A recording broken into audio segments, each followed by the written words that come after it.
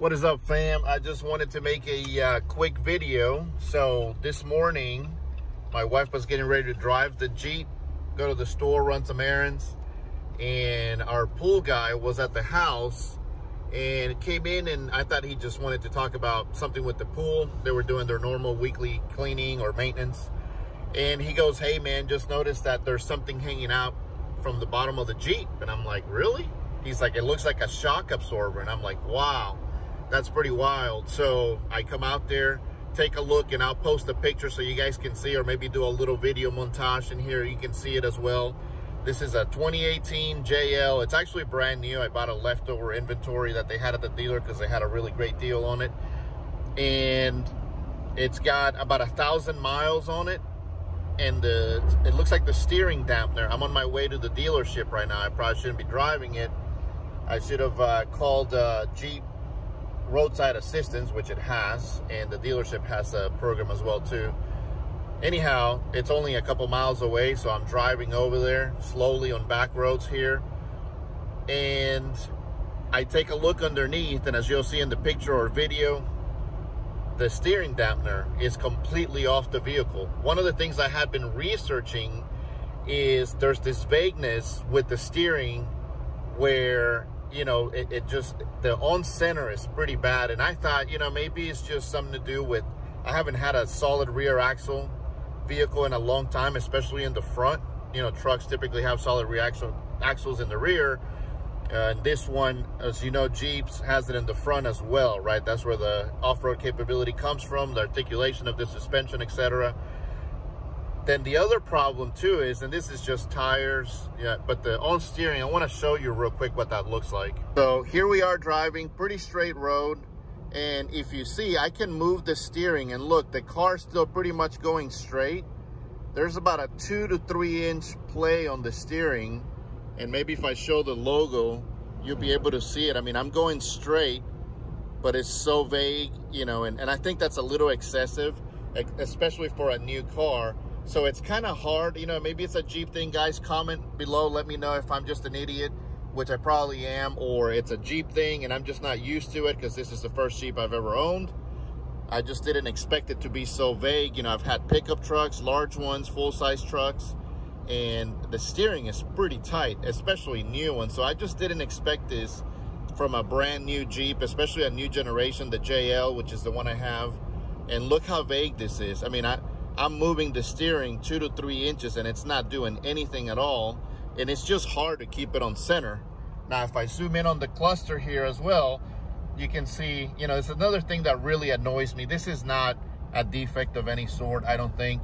This is just nitrogen-filled tires. You know, the reason why you use nitrogen is, one of the advantages is when the temperatures change from cold to hot, or just temperature in general, you're not gonna see a big change. They're supposed to be more stable. At least that's what I've always been told. I'm no chemist or gas expert by any means, so, you know, maybe it's just wrong information, but I've always been told. And as you can see, the temperature dipped. It's been in the 90s Fahrenheit here consistently, and it dropped down to about 79, 80 last night. And it literally lost about 5 PSI per tire, which is super annoying. So now this message has been on screen the whole time and it just won't go away. So anyhow, on my way to the dealer right now to see if we can do something about the steering. I've seen a couple of videos. Look at this, I'm literally dancing with the steering wheel. So Jeep, I hope you're watching. This is something you guys should definitely address. Maybe the steering dampener has something to do with this, damper.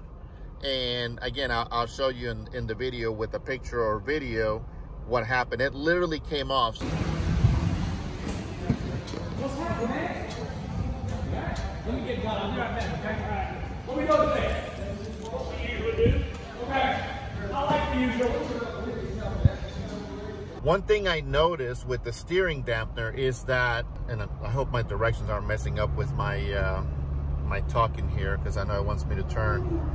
But I hope that, you know, this video helps you guys out, and be on the lookout for something like that coming off.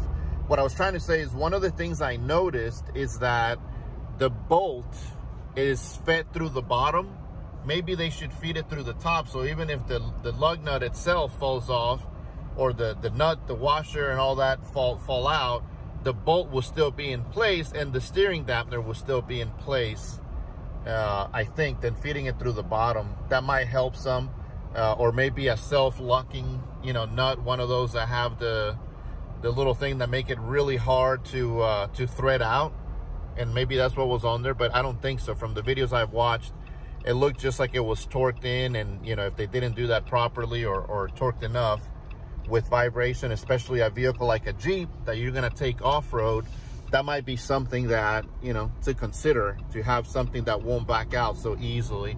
So anyhow, does not inspire a lot of confidence, I gotta be honest with you. A brand new vehicle, I've never had that happen. I've dealt with recalls and a bunch of other stuff, and you know, I've never had that happen with any car, especially with steering or braking components. You know, that's just something that you don't want to see, right? Because your steering's really important, your braking is really important, so that should always be a priority, no matter what the car is, how much it costs.